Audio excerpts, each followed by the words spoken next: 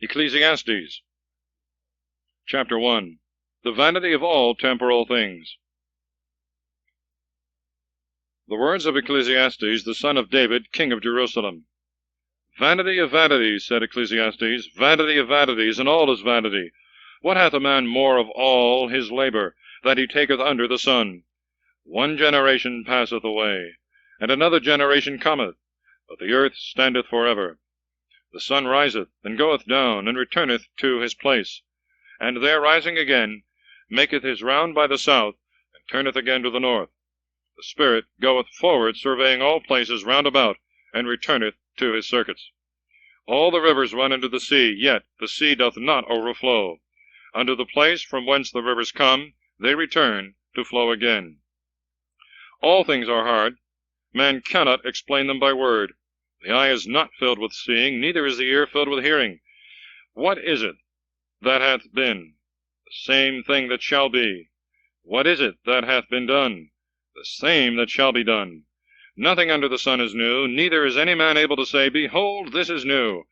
For it hath already gone before in the ages that were before us. There is no remembrance of former things, nor indeed of those things which hereafter are to come. Shall there be any remembrance with them that shall be in the latter end?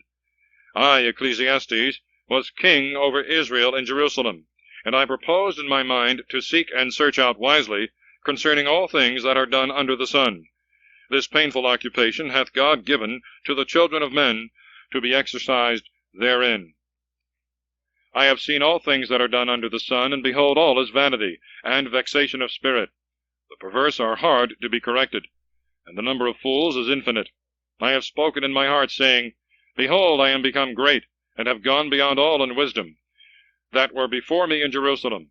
And my mind hath contemplated many things wisely, and I have learned. And I have given my heart to know prudence, and learning, and errors, and folly. And I have perceived that in these also there was labor, and vexation of spirit, because in much wisdom there is much indignation, and he that addeth knowledge addeth also labor. Chapter 2. The vanity of pleasures, riches, and worldly labors. I said in my heart, I will go, and abound with delights, and enjoy good things. And I saw that this also was vanity. Laughter I counted error, and to mirth I said, Why art thou vainly deceived? I thought in my heart to withdraw my flesh from wine, that I might turn my mind to wisdom, and might avoid folly, till I might see what was profitable for the children of men, and what they ought to do under the sun all the days of their life. I made me great works. I built me houses, and planted vineyards. I made gardens and orchards, and set them with trees of all kinds. And I made me ponds of water, to water therewith the wood of the young trees.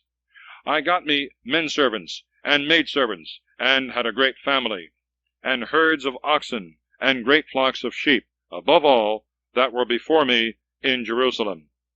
I heaped together for myself silver and gold, and the wealth of kings and provinces. I made me singing men and singing women, and the delights of the sons of men, cups and vessels to serve to pour out wine. And I surpassed in riches all that were before me in Jerusalem. My wisdom also remained with me. And whatsoever my eyes desired, I refused them not. And I withheld not my heart from enjoying every pleasure, and delighting itself in the things which I had prepared, and esteemed this my portion, to make use of my own labor. And when I turned myself to all the works which my hands had wrought, and to the labors wherein I had labored in vain, I saw in all things vanity, and vexation of mind, and that nothing was lasting under the sun. I passed further to behold wisdom, and errors, and folly. What is man, said I, that he can follow the King his Maker? And I saw that wisdom excelled folly, as much as light differeth from darkness. The eyes of a wise man are in his head. The fool walketh in darkness. And I learned that they were to die both alike. And I said in my heart, If the death of the fool and mine shall be one, what doth it avail me, that I have applied myself more to the study of wisdom? And speaking with my own mind, I perceived that this also was vanity. For there shall be no remembrance of the wise no more than of the fool forever, and the times to come shall cover all things together with oblivion. The learned dieth in like manner as the unlearned. And therefore I was weary of my life, when I saw that all things under the sun are evil, and all vanity and vexation of spirit. Again I hated all my application, wherewith I had earnestly labored under the sun, being like to have an heir after me, whom I know not whether he will be a wise man or a fool, and he shall have rule over all my labors, into which I have labored and been solicitous. And is there anything so vain? Wherefore I left off, and my heart renounced laboring any more under the sun.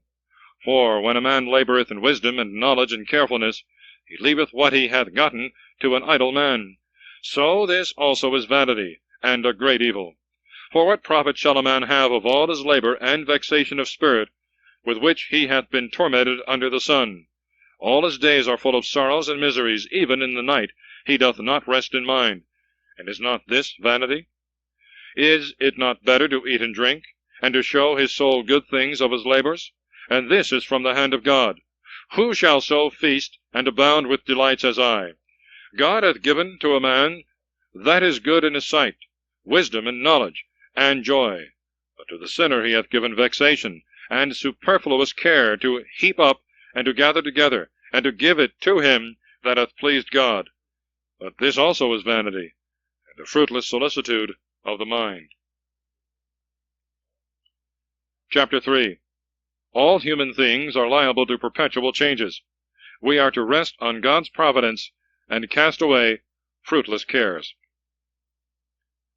All things have their season, and in their times all things pass under heaven.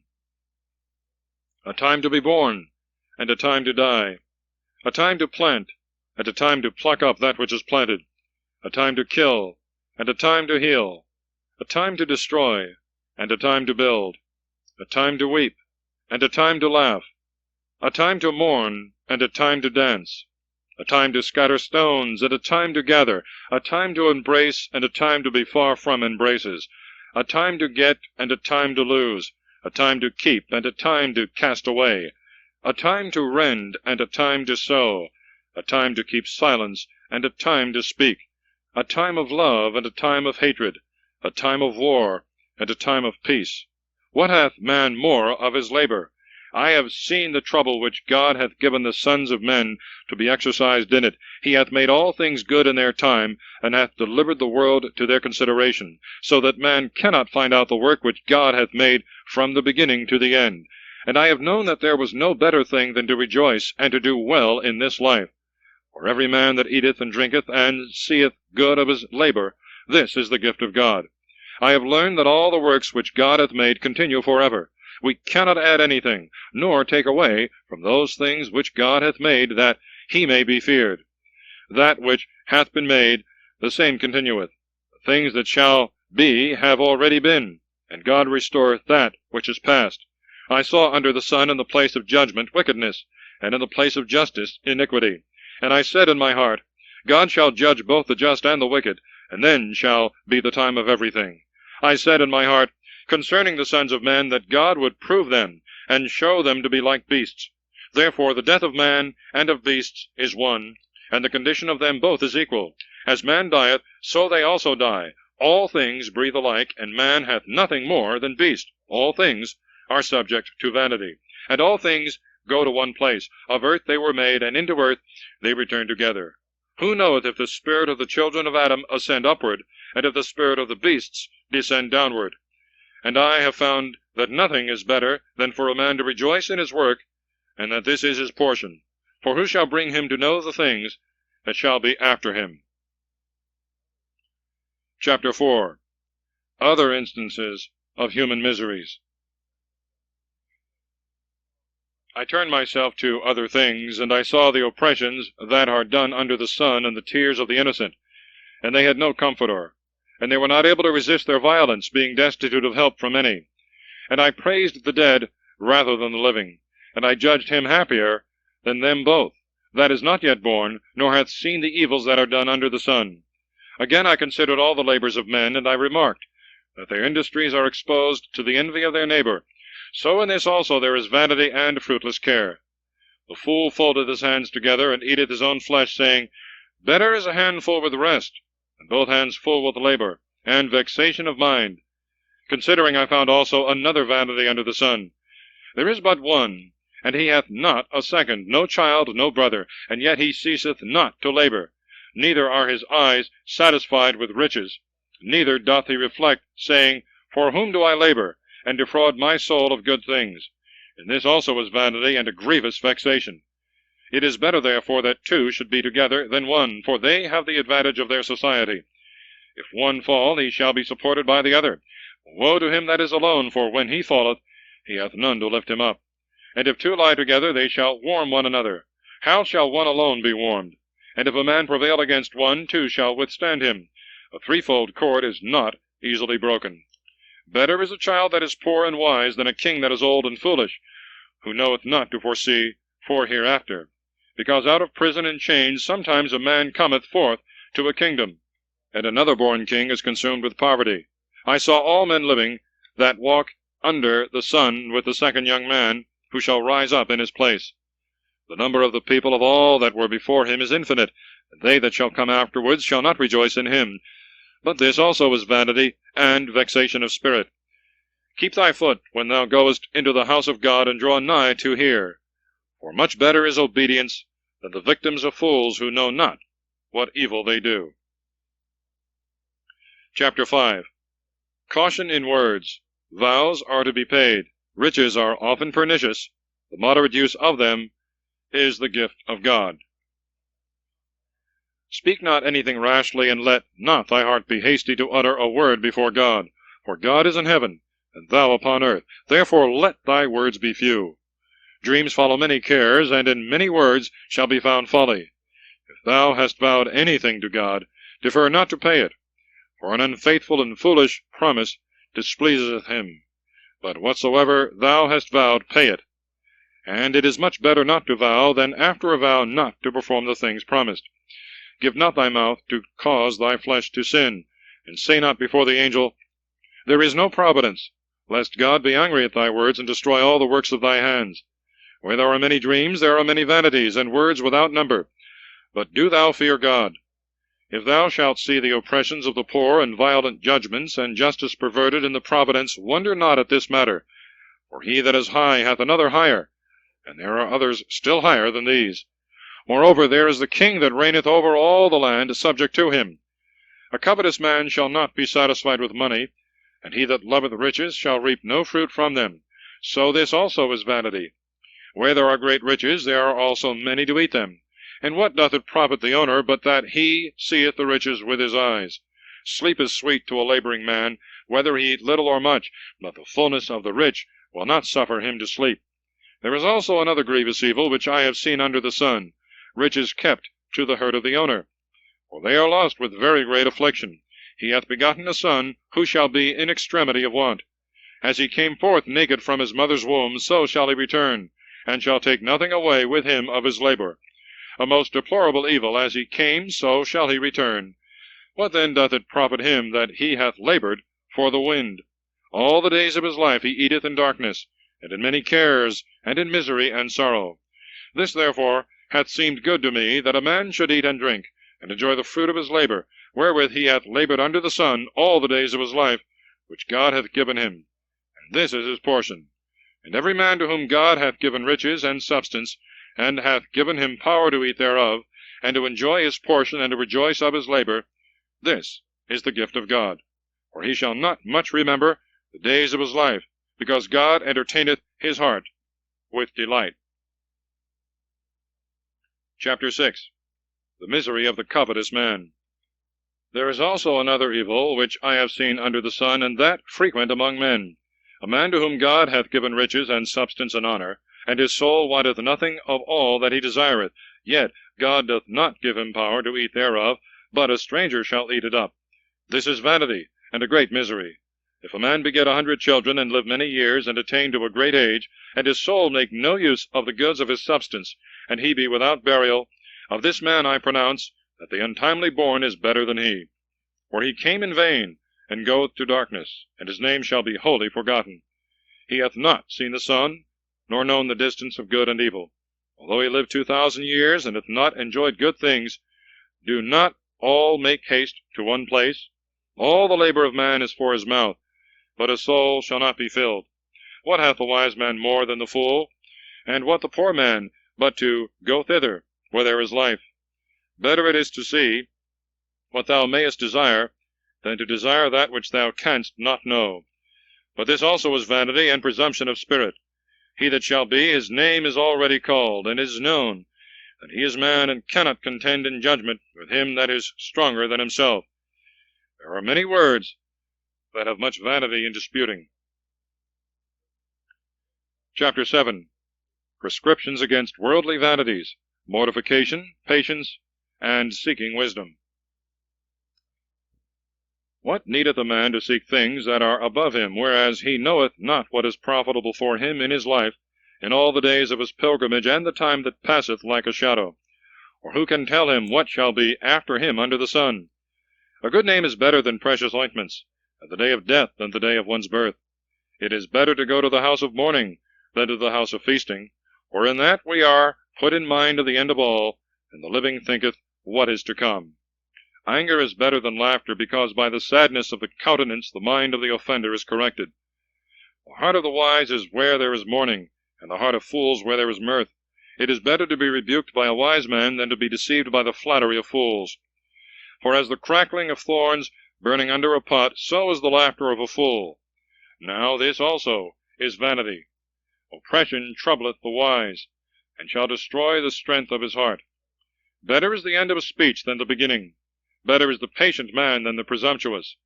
Be not quickly angry, for anger resteth in the bosom of a fool. Say not, what thinkest thou is the cause that former times were better than they are now? For this manner of question is foolish.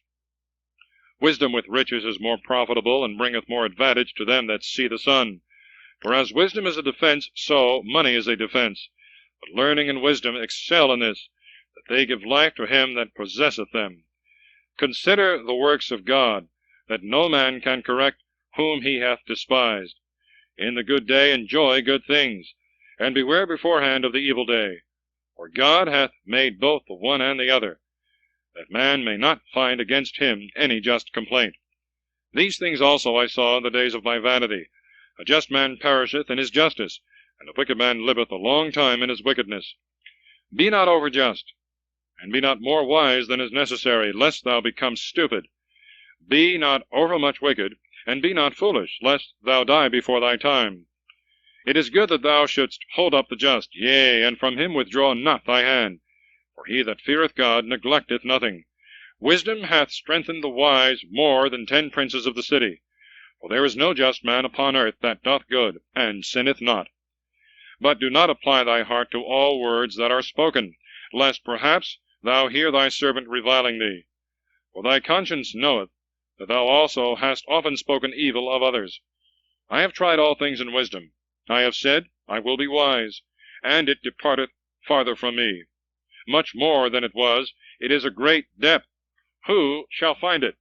I have surveyed all things with my mind, to know and consider and seek out wisdom and reason, and to know the wickedness of the fool, and the error of the imprudent. And I have found a woman more bitter than death, who is the hunter's snare, and her heart is a net, and her hands are bands. He that pleaseth God shall escape from her, but he that is a sinner shall be caught by her. Lo, this have I found, said Ecclesiastes, weighing one thing after another, that I might find out the account, which yet my soul seeketh, and I have not found it. One man among 1,000 I have found, a woman among them all I have not found. Only this I have found, that God made man right, and he hath entangled himself with an infinity of questions. Who is as the wise man, and who hath known the resolution of the word? Chapter 8. True wisdom is to observe God's commandments. The ways of God are unsearchable. The wisdom of a man shineth in his countenance, and the most mighty will change his face. I observe the mouth of the king, and the commandments of the oath of God. Be not hasty to depart from his face, and do not continue in an evil work. For he will do all that pleaseth him. And his heart is full of power, neither can any man say to him, Why dost thou so? He that keepeth the commandment shall find no evil. The heart of a wise man understandeth time and answer. There is a time and opportunity for every business, and great affliction for man. Because he is ignorant of things past and things to come, he cannot know by any messenger. It is not in man's power to stop the spirit, neither hath he power in the day of death, neither is he suffered to rest when war is at hand, neither shall wickedness save the wicked. All these things I have considered, and applied my heart to all the works that are done under the sun. Sometimes one man ruleth over another to his own hurt. I saw the wicked buried, who also, when they were yet living, were in the holy place, and were praised in the city as men of just works. But this also is vanity, for because sentence is not speedily pronounced against the evil, the children of men commit evils without any fear. But though a sinner do evil 100 times, and by patience be borne withal, I know from thence that it shall be well with them that fear God, and dread his face. But let it not be well with the wicked, neither let his days be prolonged, but as a shadow let them pass away that fear not the face of the Lord. There is also another vanity which is done upon the earth. There are just men to whom evils happen as though they had done the works of the wicked, and there are wicked men who are as secure as though they had the deeds of the just. But this also I judge most vain. Therefore I commended mirth, because there was no good for a man under the sun but to eat and drink and be merry, and that he should take nothing else with him of his labor in the days of his life, which God hath given him under the sun. And I applied my heart to know wisdom, and to understand the distraction that is upon the earth. For there are some that day and night take no sleep with their eyes. And I understood that man can find no reason of all those works of God that are done under the sun, and the more he shall labor to seek, so much the less shall he find. Yea, though the wise man shall say that he knoweth it, he shall not be able to find it. End of Side 2, please.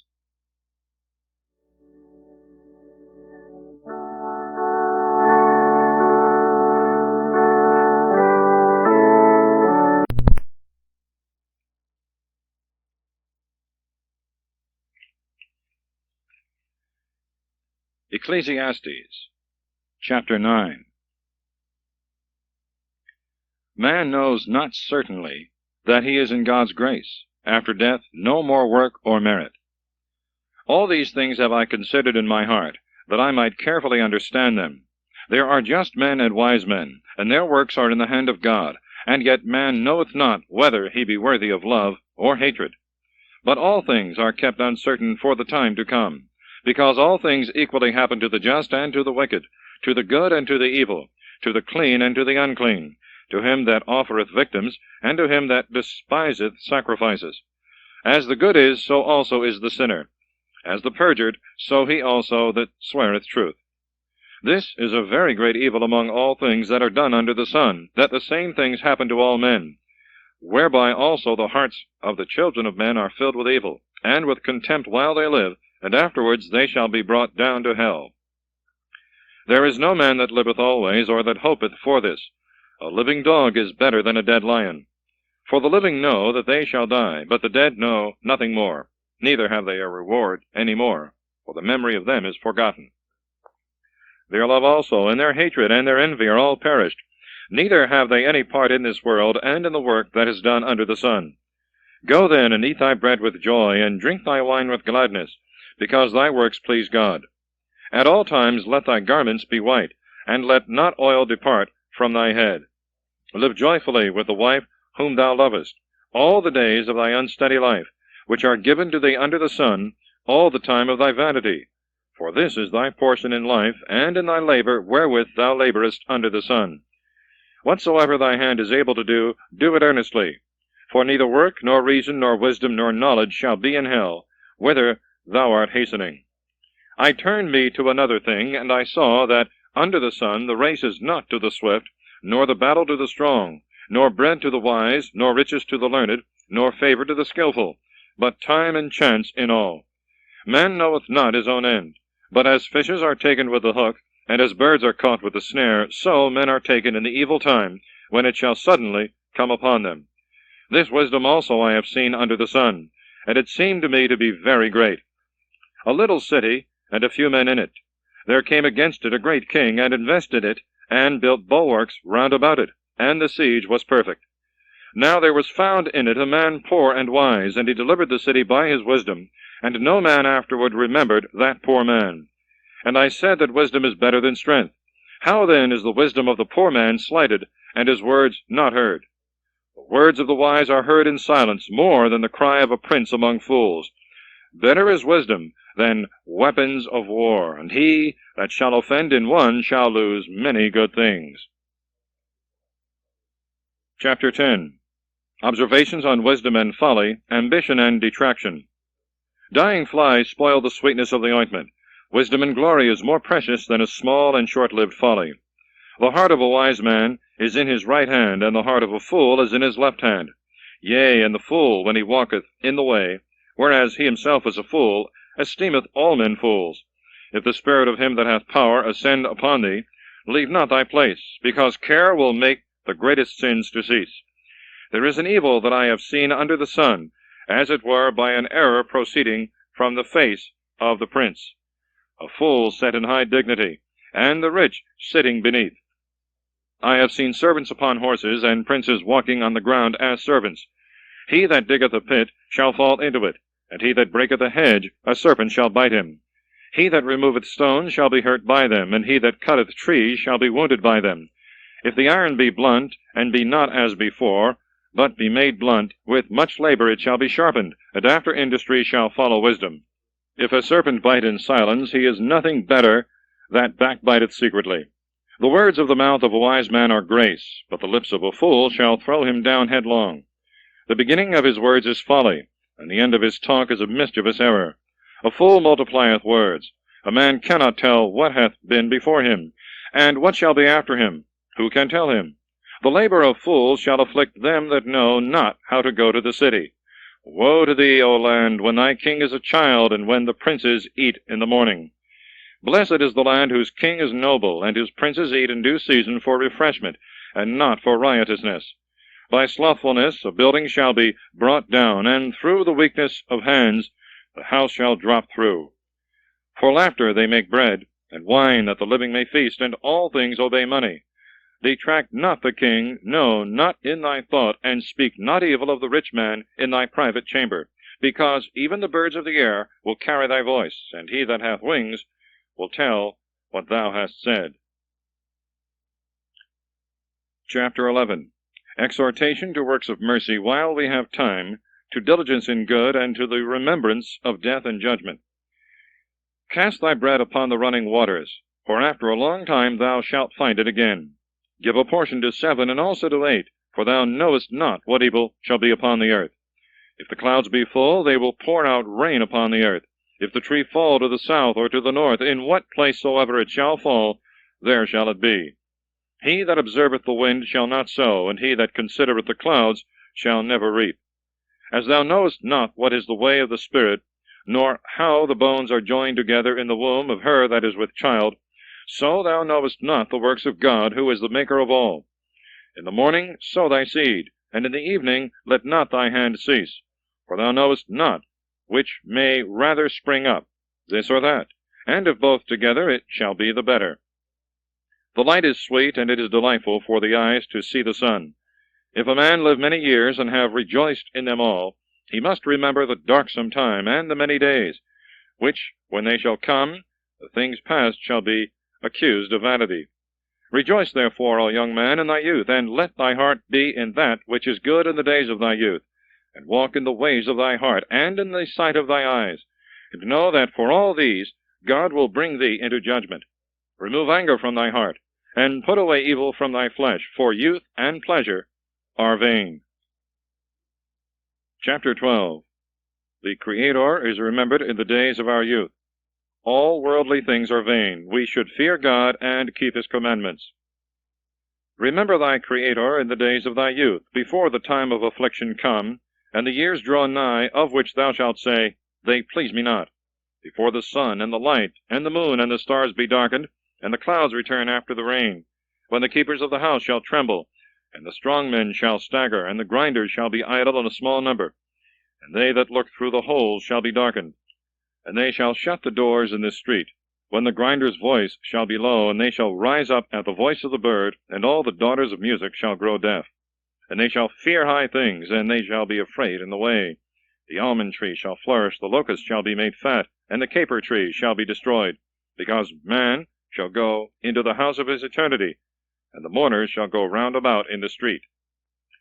Before the silver cord be broken, and the golden fillet shrink back, and the pitcher be crushed at the fountain, and the wheel be broken upon the cistern, and the dust return into its earth, from whence it was, and the spirit return to God who gave it.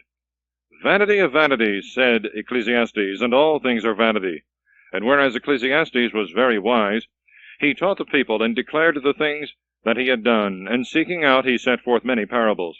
He sought profitable words, and wrote words most right, and full of truth. The words of the wise are as goads, and as nails deeply fastened in, which by the counsel of masters are given from one shepherd.